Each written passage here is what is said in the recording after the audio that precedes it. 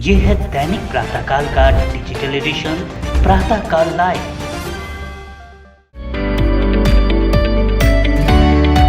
तो जिसने डाला था वो मास्टर जी ने पूछा कि जन्म दिनांक क्या लिखना है, तो आप विश्वास नहीं करेंगे, किसी ने 15 अगस्त लिखवा दी। तो हमारी डेट ऑफ बर्थ हो गई 15 अगस्त। तो उस दिन, और कितनी किस्मत है देखिए मेरी कि पूरा देश मनाता है 15 अगस्त। हम भी आजाद हुए, देश भी आजाद हुआ। आपकी बात मैं कह रहा हूँ, मेरी 26 जनवरी बर्थडे है और आपकी 15 अगस्त है। हम दोनों एक ही नाम में दिवस के त्योहार आए और हम गणतंत्र दिवस पर संविधान लागू करने के लिए आए। बहुत अच्छा, एक ही नाम में बैठे। प्रातःकाल लाइव के संवाद शो में प्रवासियों के जोड़ने का सिलसिला लगातार जारी है।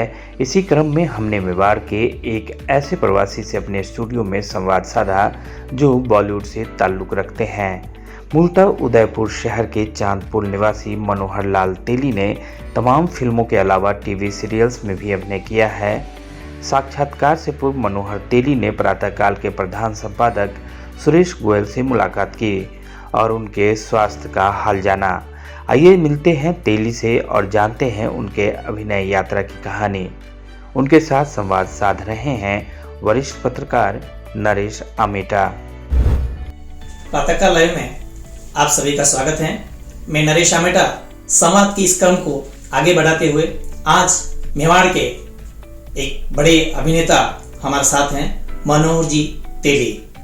मेवाड़ की ऐसी विभूति जो मुंबई में आकर के अभिनय के क्षेत्र में बहुत बड़ा नाम किया है, तो हम उनसे आज इस चर्चा को बढ़ाएंगे कि किस तरह से आप इस अभिनय के क्षेत्र में आए, क्या क्या अभिनय में आपने फिल्में की, इस बारे में हम चर्चा करेंगे। मनोहर जी, प्रातःकाल के इस संवाद में आपका बहुत बहुत स्वागत है। धन्यवाद। मनोहर जी, अपना परिचय थोड़ा सा जनता को बता दीजिए। सबसे पहले तो आप सबका आभार और नए साल की शुभकामनाएं। मेरा नाम मनोहर तेली है। उदयपुर में एक जगह है, उदयपुर शहर में चांदपुर, उसके बाहर रहता हूँ मैं। एक किसान परिवार से बिलोंग करता हूँ। पिताजी आज भी खेती करते हैं, अपनी खेती नहीं, परायों की खेती, बटाई पे।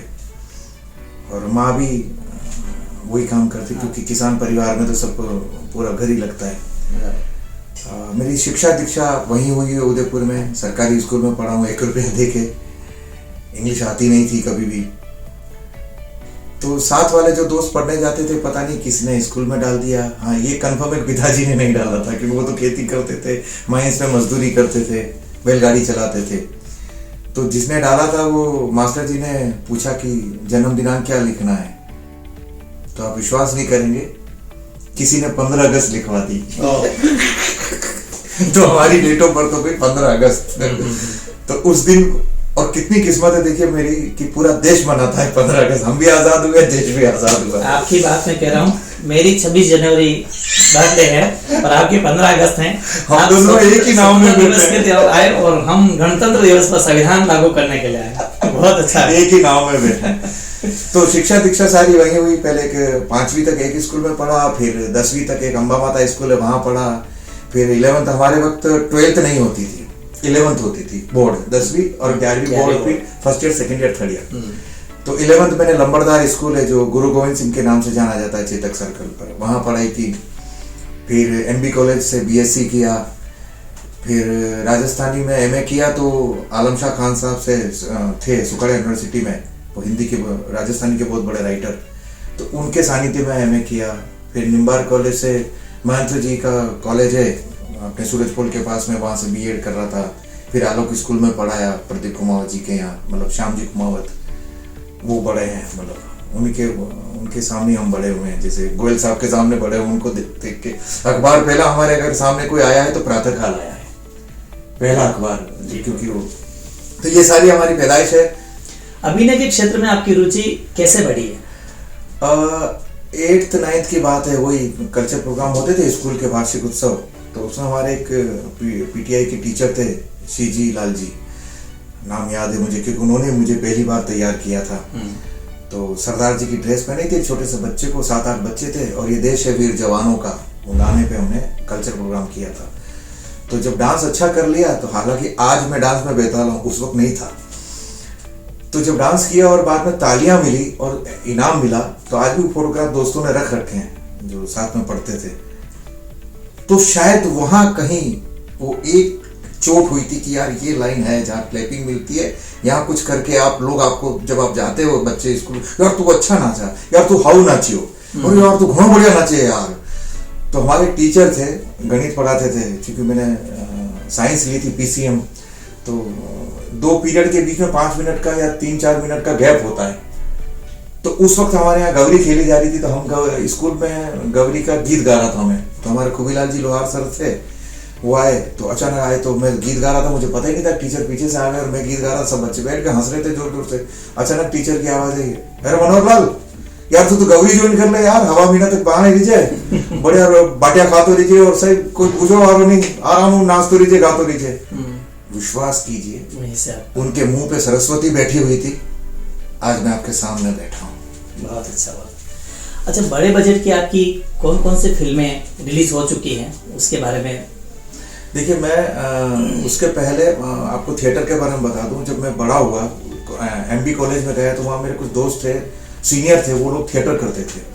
क्योंकि मैं थिएटर करता था और कल्चर प्रोग्राम करता था, तो वहाँ कॉलेज में जाने का आप ढूंढते हैं रास्ते, तो मैंने वहाँ देखा ये लोग कर रहे, तो मैं जुड़ गया उनके साथ। उन लोगों के साथ मैं कमर्शियल थिएटर करने लगा, नुक्कड़ करने लगा, सब करने लगे हम लोग। फिर उन्होंने मुझे एक व्यक्ति से मिलवाया जिसका नाम है श्री भानु भारती जी, और इंटरनेशनल डायरेक्टर हैं वो।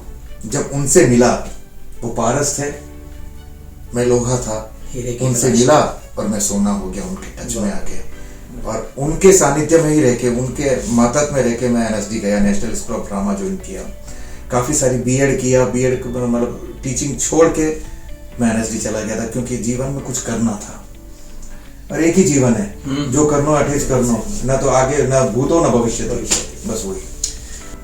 अभिनय के अलावा आपको किस क्षेत्र में और रुचि है जो आप कर रहे हैं? जब मैं NSD गया ना नरेश जी, तो वहाँ पर काफ़ी सारे टीचर मुझे मिले, जिन्होंने मेरी पर्सनालिटी कह दीजिए, व्यक्तित्व कह दीजिए, मुझे ज्ञान दिया, दुनिया भर का ज्ञान। वहाँ इंटरनेशनल स्कूल है वो, जहाँ पर मतलब दुनिया भर के अध्यापक मिलते हैं। तो हिंदुस्तान के स्टूडेंट आते अलग अलग प्रदेशों से, कोई मणिपुर का है, तो कोई केरल का है, कोई कश्मीर का है, तो मैं राजस्थान से हूँ।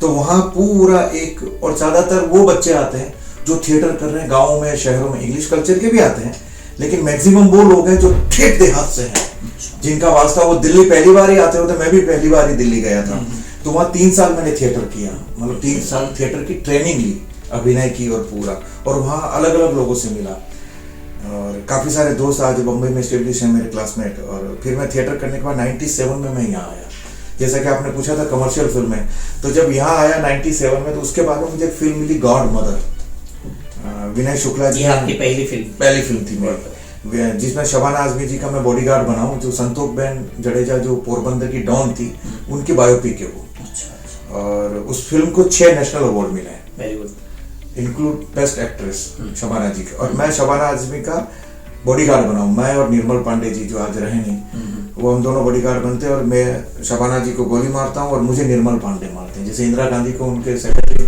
मतलब उनके सिक्योरिटी वालों ने मारा, ऐसे ही कुछ उन्होंने किया था। वो मेरी कमर्शियल फिल्म थी पहली। उसके बाद में काफ़ी सारी फिल्में की, कमर्शियल फिल्में। अभी जो फिल्म रिलीज हुई है मेरी, मिली बोनी कपूर जी की, जिसमें जानवी कपूर ने कैरेक्टर किया, उसमें मेरा भी एक one of them prime character है। इससे पहले एक आपकी पिक्चर आई थी छपाक, उसमें भी आपने बहुत अच्छा अभिनय किया और वो भी अच्छी चली और अच्छा बिजनेस किया। वो मेघना गुलजार जी की फिल्म थी, और दीपिका जी उसमें मैन एक्ट्रेस में उनका फादर बना लकीली। और वो कहानी बिल्कुल यूनिक थी कि एक एसिड सर्वाइवल, जिस लड़की को पता ही नहीं कि उस पर एसिड क्यों फेंका गया है, और सिर्फ उसने ना कर दिया इसलिए उस पर एसिड फेंक दिया गया। तो उसका एक पिता लोअर मिडिल क्लास का जो बेटी को पीड़ा देख नहीं पाता है, और वो अंदर ही अंदर घुट के शराबी हो जाता है, और फिर एक दिन बेटी की चिंता में वो मर जाता है। इस तरह का बहुत अच्छी पिक्चर थी। अच्छा, आने वाली फिल्म और कुछ सीरियल आपके आने वाले हैं, उसके बारे में कुछ? अभी मेरा एक सीरियल अफेयर हुआ है, हरपुल मोहिनी, कलर्स पे आता था वो, और अभी जस्ट हुआ है।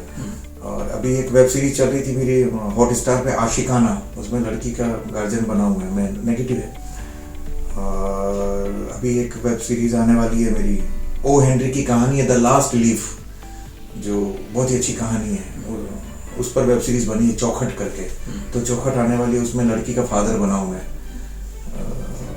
बाकी अतरंगी पे भी एक वेब सीरीज आने वाली है, एक फिल्म भी कर रहा हूँ, उसका नाम अभी रखा नहीं है लेकिन आने वाली है। एक्टर्स को ट्रेनिंग भी दे रहा हूँ, कुछ ना कुछ कर रहा हूँ। मेवाड़ में फिल्म सिटी होनी चाहिए ताकि ऐसे अभिनेता मेवाड़ से और निकले, उसके ऊपर आप क्या फोकस डालेंगे? अरे क्यों नहीं होनी चाहिए? मतलब कई बार हमारे यहाँ राजस्थान में कहावत है उदयपुर में कि आप अगर आवरी माता नहीं दे सको तो हमें पगे पगे लागे, तो आपकी भावना उठे पहुंच गई। तो अगर आप बॉम्बे, अगर आप दिल्ली नहीं जा पाते हैं, एनएसडी अगर नहीं जा पाते हैं, तो छोटे छोटे इंस्टीट्यूट, उनकी ब्रांचेस होनी चाहिए, फ्रेंचाइज किसे कहते हैं, तो होनी चाहिए, बिल्कुल होनी चाहिए। से भी बहुत सारी प्रतिभाएं बाहर आती है। तो लोकल टैलेंट इतना है, भरा पड़ा है लोगों में। हमें तो अवसर दिया ईश्वर ने, तो हम पहुंच गए। जिनको अवसर नहीं मिलता है, जिनको ज्ञान नहीं है, जिनको नॉलेज तो है लेकिन सही गुरु नहीं है या सही मार्गदर्शक नहीं है, तो वो कैसे आगे जाएंगे? तो वो लोकल इंस्टीट्यूट होने चाहिए। वहां पर फिल्म की शूटिंग हो, थिएटर हो, सब कुछ हो, लोकल लोग, तभी पर टैलेंट हो। एक ही एनएसडी से या एक ही एफटीआई से नहीं होगा, क्योंकि वो वहां 20 लोग लेते हैं या 10-15 लोग लेते हैं, तो उनसे क्या होगा? हिंदुस्तान 140 करोड़ लोग रहते हैं, उनमें आज मैक्सिमम 40% 50% युवा लोग हैं। आज हमारा देश दुनिया का सबसे ज्यादा युवा वाला देश है हमारा।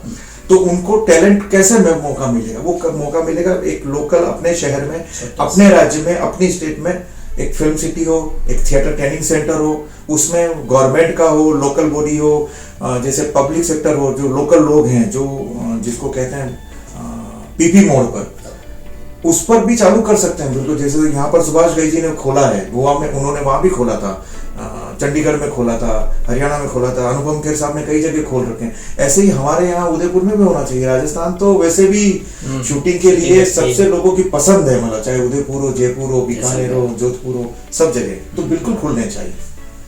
और सरकार से कहना भी चाहिए, हम लोग कहे भाई कि यार कुछ करो प्लीज, टैलेंट बाहर आएगा। उत्तर प्रदेश सरकार फिल्म सिटी बना ही रही है, हाँ, तो राजस्थान सरकार को भी इस ओर सोचना चाहिए। और सोच भी रही, मैंने सुना है कि लोग कर रहे हैं। मैं तो दुआ करता हूँ कि मेरे लायक कोई भी काम हो तो मैं तो बिल्कुल आगे बढ़ के झंडा ही उठा सकते हैं। अच्छा, आप मेवाड़ के जो प्रवासी मुंबई में रहते हैं, उनके लिए आप अपनी मेवाड़ी भाषा में कोई ऐसा एक संदेश दीजिए जिससे उनको इस कुछ नई चीज उनको अनुभव हो। भाई मैं तो एक बात जानू कि गर्रो जोगी जोगड़ो आन गांव रो सिद्ध, या कहावत पुरानी भी जानी चाहे। अबे अपने गर्रा देवता महान होना चाहे, बाला देवता बाद में पूजांगा था। अपने पहला घर जो कुल देवता है, जो लोकल है, अपना लोग है, मणा ने उभारो आप, बाला तो नहीं है उभारो वाला, अपना लोगों ने बाहने कदी करांगा। तो अपने लोगों ने आप हाथ रखो, अपने लोगों ने टैलेंट ने बाहने निकालो, और भी आप काम करेगा। अपनी जन्मभूमि ना, अपनी माटी रा लोग है, तो आप हमारे वास्ते कुछ करो तो बढ़िया बात है। भामाशाह तो आप ही लोग हो भाई, सब कुछ, चाहे राजस्थानी भाषा वे, मेवाड़ी भाषा वे, वागड़ी वे, ढूंढानी वे, मतलब जो हाड़ोती वे या मारवाड़ी, जो भी भाषा, सब अपनी भाषा है। अपनो राजस्थान है भाई, प्रदेश में लगा तो कहीं भी क्यों, अपना खून तो एक है। सो कहीं कहीं करो तो बढ़िया है, और खास करने लोकल प्रतिभा ने बाहर निकालो आप बस। बहुत बहुत धन्यवाद मनोहर जी। संवाद के इस क्रम में हम और आगे भी नई नई शख्सियत से मुलाकात करवाते रहेंगे। तब तक आप प्रातःकाल लाइव के साथ बने रहिए। धन्यवाद।